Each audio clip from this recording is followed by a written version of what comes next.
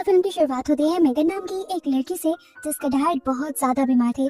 वो cancer patient थे और जल्द ही मरने वाले थे, जिसकी वजह से मेगन बहुत ज्यादा दुखी भी रहती थी और वो चाहती थी कि किसी तरह से उसके डैड का इलाज हो सके। उनका ख्याल रखने के लिए उसने अपनी जॉब तक छोड़ दी थी। इस टाइम वो हर तरीका आजमा रही थी अपने डैड को ठीक करने का, जबकि दूसरी तरफ उसके मॉम थी जो उसके डैड को ठीक करने के लिए ब्लैक मैजिक का यानी काले जादू का इस्तेमाल करने की कोशिश करती थी। कभी वो उनके बेड के नीचे इंसानी दांत रख देती थी तो कभी हड्डियां, और इन चीजों से मेगन को बहुत ज्यादा गुस्सा आता था। वो इनकी ये सारी चीजें उठाकर डस्टबिन में फेंक दिया करती थी। यहाँ तक कि मेगन की मॉम तो अपनी दोस्त के कहने पर अपने हस्बैंड को अजीबोगरीब पोशंस भी पिलाने लगी थी, और मेगन को अपनी मॉम पर गुस्सा आता था कि वो इतनी पढ़ी लिखी होने के बावजूद ये सब कैसे कर सकती हैं। मेगन और मेगन के डैड की नर्स को लगता था कि उसके डैड की हालत इसीलिए ठीक नहीं हो पा रही क्योंकि उसकी मॉम उसके डैड के साथ अजीबोगरीब एक्सपेरिमेंट कर रही है। हमें पता चलता है कि मेगन के अपने भी कुछ मसले चल रहे थे। उसे पैसों की जरूरत थी, जो पैसे उसे उसके डैड देने वाले थे, लेकिन अब बीमारी की वजह से सारे पैसे उसके मॉम के हाथ में चले गए थे और उसे समझ नहीं आ रही थी कि डैड के बीमार होते हुए वो अपनी मॉम से किस तरह पैसे मांगे।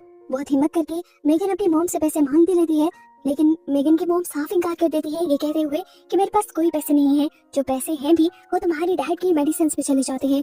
उसकी मॉम भी काफी उदास रहने लगी थी, इसीलिए मेगन आज अपनी मॉम से कहती है मैं डैड के पास हूँ उनका ख्याल रखने के लिए, आप थोड़ी देर बाहर घूम कर आए। जैसे ही मेगन की मॉम घर से बाहर जाती है तो पीछे से मेगन के डैड की हालत बिगड़ने लग जाती है और वो अपनी वाइफ को आवाज देने लगते हैं और उसे कहते हैं कि मुझे बहुत ज्यादा दर्द हो रहा है। ये देखकर मेगन घबरा जाती है और उन्हें उनकी मेडिसिन दे देती है। जब वो ऐसा कर रही थी तो उसे अपने घर के ऊपर वाले फ्लोर से टक टक की आवाज आने लगी, ऐसे जैसे ऊपर कोई चल रहा हो। वो इसे अपना वहम समझती है और वॉशरूम में हाथ मुंह धोने के लिए जाती है, जहाँ उदासी में उसे अपने डैड के वीएन भी आते हैं, उस टाइम के जब वो छोटी हुआ करती थी और उसका डैड उसे अपने साथ खिलाया करते थे। मेगन जब वॉशरूम से बाहर निकलती है रोते हुए तो वो देखती है कि उसकी मॉम उसके डैड को दवाई दे रही थी, और ये देखकर वो घबरा गई क्योंकि अभी तो वो अपने डैड को दवाई देकर अंदर गई थी। वो अपनी मॉम पर गुस्सा होने लगती है कि आप कम से कम मुझसे पूछ तो रही थी मेडिसिन देने से पहले, अब उनको ओवरडोज दे दी गई है। मेगन अपनी मॉम से कहती है और कोई रास्ता नहीं है, हम ऐसा करते हैं कि दोनों ही आज डैड के साथ स्टे करते हैं। ये तीनों एक ही बेड पर सो जाते हैं और सुबह जब मेगन की आंख खुलती है तो वो देखती है कि उसके डैड अब इस दुनिया में नहीं रहे थे। घबरा कर वो अपनी मॉम को उठाती है और खुद बहुत ज्यादा रोने लग जाती है। ये लोग मिलकर उसके मुंह और आंखें बंद करते हैं और मेगन अब इस हादसे से टूट सी जाती है, लेकिन वो नोटिस करती है कि उसकी मॉम को तो जैसे जरा बराबर फर्क नहीं पड़ा था। उसे सोचती है कि क्या मॉम को डैड से प्यार ही नहीं था। यहाँ मेगन को टेंशन हो रही थी कि उसे अब अपने डैड का फ्यूनरल करना होगा, और जब वो इस बारे में बात करने के लिए अपनी मॉम के पास जाती है तो वो नोटिस करती है कि उसकी मॉम उसे आता देखते ही यहाँ से ऊपर चली गई थी। वो चुपके से अपनी मॉम की बातें सुनती है तो उसकी मॉम किसी को बुलाने वाली थी। वो उसे बताती है कि मेरा हस्बैंड मर गया है और आप जल्दी आए। अब मेगन जल्दी से आकर अपनी मॉम से पूछती है आप किससे बात कर रही थी? एम्बुलेंस से। आपने उनकी फ्यूनरल की कोई तैयारी की? लेकिन यहाँ उसकी मॉम उसकी बातों का जवाब देने की बजाय बड़े ही आराम से कॉफी बनाने लगती है और मेगन को गाने प्ले करने को कहती है, जिस पर मेगन का दिमाग घूम जाता है और वो कहती है मॉम आपको समझ भी आ रही है कि हमारे साथ हो क्या गया है? मेरे डैड आपके हस्बैंड इस दुनिया से चले गए हैं और अब हमें उनका फ्यूनरल करना है। इस बार उसकी मॉम भी चिल्ला के कहती है चुप करो, ऐसा कुछ नहीं होगा, हमें बस तुम्हारे डैड की बॉडी को ठंडा रखना है, जिसके बाद वो आ जाएगा और तुम्हारे डैड दोबारा जिंदा हो जाएंगे। ये सुनकर मेगन का तो दिमाग ही घूम गया। उसकी मॉम अब क्या करना चाह रही थी? उसे अपनी मॉम पागल लग रही थी, लेकिन तब उसकी मॉम उसे कहती है कि मैं एक ऐसे आदमी को जानती हूँ जो मुर्दा आदमियों को दोबारा जिंदा कर देता है। मेगन उन्हें समझाने की कोशिश करती है कि ऐसा इम्पॉसिबल है। तब मेगन की मॉम से कहती है अगर तुम इस सब में मेरा साथ नहीं दे सकती तो खुदा के वास्ते तुम यहाँ से चली जाओ। अब मेगन भी बाहर जाकर रोने लग जाती है और तभी उसे अपने डैड का वीएन आता है। उसके डैड उसके साथ बैठे हुए थे, उसे ऐसा लग रहा था। उसके डैड इस मरतबा उसे कहते हैं कि तुम्हारी मॉम जो कर रही है ठीक कर रही है, तुम्हें उनका साथ देना चाहिए। अगर तुम उनको कोशिश नहीं करने दोगी तो तुम उनके लिए बुरी बन जाओगी। मेगन को इस टाइम ये बातें समझ आने लगी और उसने अंदर जाकर अपनी मॉम से कहा कि बताइए क्या करना है। वो सबके लिए इसलिए मानी थी क्योंकि उसके डैड ने उसे समझाया था देखो जब मैं जिंदा नहीं होगा तो तुम्हारी मॉम भी समझ जाएगी कि ये सारी चीजें फालतू की हैं और वो कभी दोबारा इनके ऊपर बिलीव नहीं करेंगी। यहाँ पर मेगन की मॉम भी काफी सेटिस्फाइड नजर आ रही थी कि अब मेगन उनका साथ दे रही थी। वो मेगन से कहती है कि हमें सबसे पहले मिलकर हॉल को खाली करना होगा, यहाँ पर एक सामान भी नहीं छोड़ना। हॉल को खाली करने के बाद ये लोग पूरे घर की विंडोज को अच्छे तरीके से ढक देते हैं ताकि इनके घर में रोशनी ना जाए।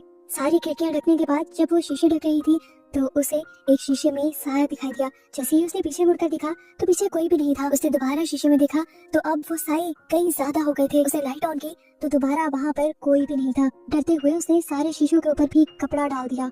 जैसा उसकी मॉम ने उसे कहा था। इसके बाद मेगन की मॉम उसे खास किस्म का सूट देती है जिसे मेगन पहन लेती है। जिसके बाद ये लोग उसी आदमी का इंतजार करने लगते हैं। घंटों गुजर जाते हैं। जब वो नहीं आता तो मेगन अपनी मॉम पर गुस्सा होने लगती है कि मेरा ख्याल है वो सब लोग फेक हैं। ये सुनकर मेगन की मॉम को भी गुस्सा हो जाता है और वो उससे कहती है तुम यहाँ से दफा हो जाओ। तुम चाहते ही नहीं हो कि तुम्हारे डैड जिंदा हो। तुम मेरा साथ नहीं देना चाहती। तुम यहाँ रुके भी इसीलिए हो कि किसी तरह तुम मेरा काम रोक सको। अभी इन दोनों की बहस ही चल रही थी कि एकदम से वो आदमी घर के अंदर भी आ गया। वो कहाँ से आया था कहाँ से नहीं मेगन को नहीं पता चला। आते ही उसने मेगन को अजीब नजरों से देखा और फिर मेगन की मॉम से कहा कि तुम्हारे हस्बैंड का जितना भी सामान था जिससे उसे लगाव था उस सारे सामान को पहले जला दो। उस आदमी के कहने के मुताबिक बारबरा यानी मेगन की मॉम उन सारी चीजों को जलाने लग जाती है। हालांकि मेगन को अच्छा नहीं लग रहा था। इन्हीं सारी चीजों में मेगन और उसके डैड की एक पिक्चर भी थी। वो अपनी मॉम की मिन्नतें भी करती है कि प्लीज इस पिक्चर को ना जलाएं, लेकिन उसकी मॉम जला देती है और कहती है कि ये सिर्फ चीजें हैं। अगर तुम्हारे डैड जिंदा हो गए तो उनके सामने इन चीजों की क्या वैल्यू। सारी चीजें जलाने के बाद बारबरा और मेगन घर के अंदर चले जाते हैं और वो आदमी बारबरा से बैग मांगता है। उस बैग में क्या था मेगन को नहीं पता था। जल्दी से लाकर बारबरा वो बैग उस आदमी को दे देती है और मेगन देखती है कि उसमें बहुत सारे पैसे थे जिसे इस आदमी ने जला दिया और मेगन को गुस्सा आ गया कि इन पैसों की उसे जरूरत थी, लेकिन यहाँ पर उसकी मॉम ने इन पैसों को अपने इस ढोंग के लिए जला दिया। उसने बहुत मना भी करने की कोशिश की लेकिन यहाँ पर कौन उनकी सुनने वाला था। ये उसके डैड की पूरी जिंदगी की जमा पूंजी थी जो उन्होंने एक ही मिनट में जलाकर उसकी राख से यहाँ पर एक सर्कल बना दिया। इस राख के सर्कल के नीचे उसने बहुत कुछ लिखा हुआ भी था और इस कमरे में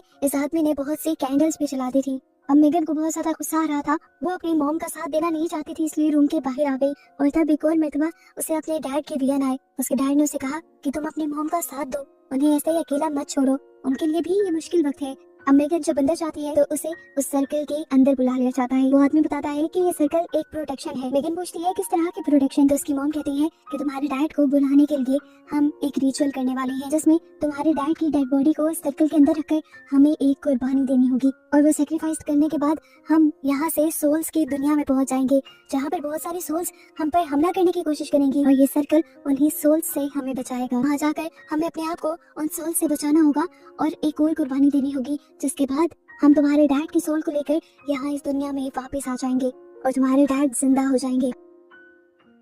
अब वो आदमी अपना रिचुअल स्टार्ट कर देता है। कुछ पढ़ते हुए वो मेगन की मॉम यानी बारबरा का हाथ पकड़ता है और बेदर्दी से उनकी एक उंगली कुर्बानी के तौर पे काट देता है। जिसके बाद वो मेगन की तरफ बढ़ता है। मेगन डर रही थी लेकिन जबरदस्ती इस आदमी ने उसका भी हाथ पकड़कर उसकी एक उंगली काट दी। दर्द से मेगन पागल हो गई, यहाँ तक के बेहोश भी हो गई। जब उसे होश आया तो वो आदमी उसके आंसू चाकू से उठा रहा था। मेगन की मॉम उससे कहती है चलो तुम्हारे डैड को वापस लाने का वक्त हो गया है, मेरा साथ दो, मेरा हाथ पकड़ो। इनके हाथ पकड़ते ही ये लोग भी कुछ मंत्र बोलती हैं उस आदमी का ही बताया हुआ और फाइनली ये लोग सोल्स की दुनिया में पहुंच जाते हैं। इनकी जब आँख खुली तो ये पूरा हॉल बदल सा गया था। वो आदमी जो इनके साथ रिचुअल कर रहा था उसका मुंह अब ऐसे लगा था कि जैसे किसी ने चीर कर फाड़ा हो। यहाँ पर कोई अजीब सी पावर आकर फिर उस आदमी को यहाँ से खींच कर ले भी जाते हैं। मेगन उस आदमी को बचाना भी चाहती थी लेकिन उसकी मॉम ने कहा कि इस सर्कल से बाहर नहीं निकलना वरना यहीं पे रह जाएंगे। मेगन को अपनी डैड की बॉडी का भी ख्याल करना था और जब इन्होंने देखा कि बॉडी तो सर्कल में है ही नहीं तो ये घबरा गए। इधर उधर देखा तो पता चला कि सोल्स ने उस बॉडी को बाहर निकाल लिया था और एक सोल ने उस बॉडी के ऊपर कब्जा भी कर लिया था। अब यहाँ की सोल्स बारबरा और मेगन दोनों के ऊपर भी हमला करके उन्हें भी खाना चाहती थी। ये चीज मेगन और बारबरा को नहीं पता थी। वो सिर्फ अपने डैड की बॉडी को वापस सर्कल में लाना चाहते थे जिसके लिए इन्हें सबसे पहले उस सोल को भटकाना था जो उनकी डैड की बॉडी के पास था। बारबरा सोल को भटकाने के लिए अपनी एक उंगली काट देती है और खून निकालते हुए वो सोल से कह रही थी आओ तुम मेरे पास आ जाओ। ये सोल उसके हस्बैंड की बॉडी के अंदर थी। वो उस बॉडी को सर्कल के अंदर लाना चाहती थी लेकिन सोल इन सर्कल के अंदर नहीं आ सकती थी। अपने हस्बैंड को इस सर्कल के अंदर लाने के चक्कर में गलती से बारबरा का पांव उस सर्कल से बाहर निकल जाता है और फौरन ही यहाँ के सोल्स उसे खींचकर बाहर निकाल लेती हैं और इस तरह उसकी भी जान खतरे में पड़ जाती है। ये देखते हुए मेगन को भी बुरी तरह डर लगने लगा था। वो रोने लगी थी। वो अपने मॉम डैड को पुकारती है, मदद के लिए यहाँ किसी को पुकारती है लेकिन यहाँ कोई नहीं आ रहा था। उसकी मॉम को इन सोल्स ने मार डाला था जिनका खून अब उसके दायरे के इर्द गिर्द में था। मेगन यहाँ लगातार रोती रहती है और उसे इर्द गिर्द बहुत सारे सोल्स की भयानक हंसी की आवाजें आती रहती हैं। रोते रोते मेगन को याद आता है कि उसकी मॉम ने कहा था कि उन्हें सोल्स की दुनिया में जाकर एक और कुर्बानी देनी है जिससे वो वापस इंसानी दुनिया में आ जाएंगी। ये याद आता ही वो पास पड़ा एक चाकू उठाकर अपनी एक और उंगली भी काट देती है। उसे बहुत ज्यादा दर्द भी होता है लेकिन यहाँ पर वो वापस इंसानी दुनिया में नहीं जाती। उसकी ये कुर्बानी बेकार हो जाती है। उसे समझ नहीं आ रहा था कि उसके साथ क्या हो रहा है। इर्द गिर्द सारी सोल्स की हंसी उसे सुनाई दे रही थी। उसे डर लगने लगा था। तभी उसे याद आता है कि जिस फर्श पे वो बैठी हुई है वो लकड़ी का बना हुआ है।